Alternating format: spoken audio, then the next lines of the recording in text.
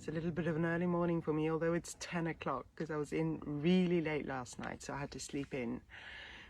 But on the spur of the moment yesterday, I decided to create this 10-day challenge for shifting our minds. And I don't think there's anybody here yet, but this video is going to be out anyway, so I'm going to pursue it. But first I'd like to just say a few words about why I'm doing this. And it's partly because I've been through this myself, of course.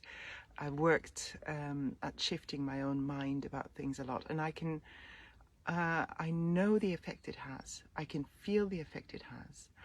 But also it's been proven that the way you think about things, the way you perceive things, hello Per, the way you perceive things, I'm talking about, hello Alan, nice to see you, talking about shifting the mindset, and the way you perceive things has a lot to do about the way that your life evolves.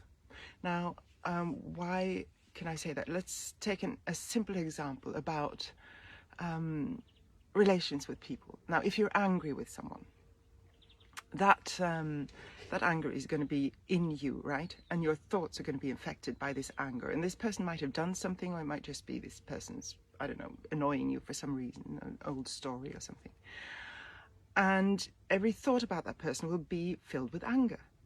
And when you're filled with anger, you will react through that emotion with anybody around you as well, and everything in your life will be perceived with that a hue of the anger. Now, if you think of somebody else that you feel compassionate about, or that you smile when you think about, somebody you care for, what does that do?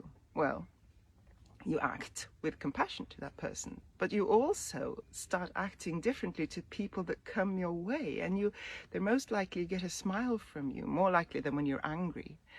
So your thoughts actually create your reality for yourself, your inner emotions, but also for your surroundings.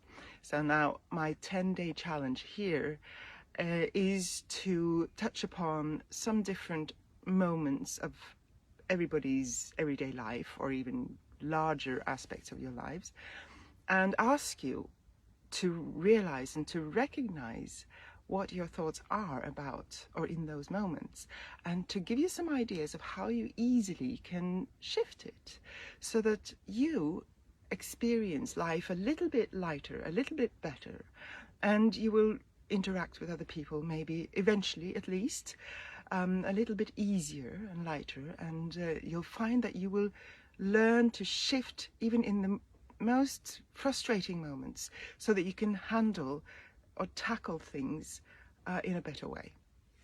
Now, I was going to talk today, in this first day of this challenge, about your first thought in the morning, but then I realized, because I was quite tired when I went to bed yesterday, and I woke up this morning and I realized my thoughts were actually affected by the way I went to bed yesterday. And of course I realized this so I could shift it, but it's quite interesting to see what, when you go to bed in the night, your last thought, what does that do to you, to your sleep, to your morning thoughts?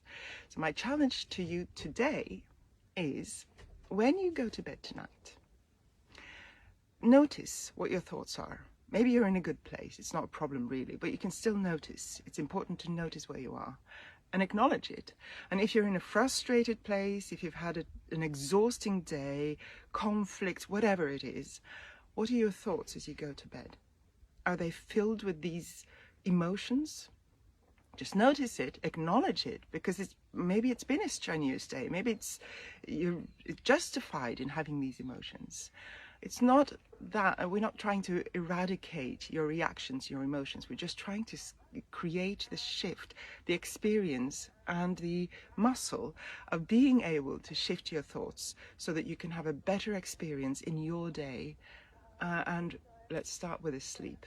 So what you do tonight, if you follow my challenge, take a piece of paper and a pen, and science has proven that using the written word with your hand affects your mind much more powerfully than when you do it digitally on your phone. And I don't have my phone by my bed anyway, but if you take a piece of paper and a pen and write down Either one person, one situation, one object, one experience, a color, a taste, a smell, something that you like, something that you appreciate in your life, or someone, an animal, nature, anything. It doesn't matter. You choose. It can be small, it can be large. It doesn't matter. One thing that you put down in writing, either just a word or a sentence, and give that one object or person or situation or phenomenon your full focus for a few seconds. Just focus on it and appreciate that one thing in that moment. Send a thought of appreciation and gratitude to that person or that animal or that object or that phenomenon. And that's it. That's the last thing you do before you switch off the light. So whether you can read before that, you can read a book, whatever. When you put it away, the book or the raid, or you're about to switch the light off, take that piece of paper, write it down, give it a few moments of focus, send this beautiful thought of appreciation, and then let it go, switch off the light and go to bed. And I'll come back to you tomorrow. If you're interested, if you want to, you can write down your experience about this tomorrow, but we'll talk probably before you have time to do that. And I'll do the same, and I'll share my experience. And tomorrow we have a new topic, a new situation in which we can practice shifting that thought in the moment. So, last thought tonight, what is it? Okay, that was it for today. See you tomorrow. Good luck, and I'm glad to see you all here. And have a beautiful day. Bye-bye.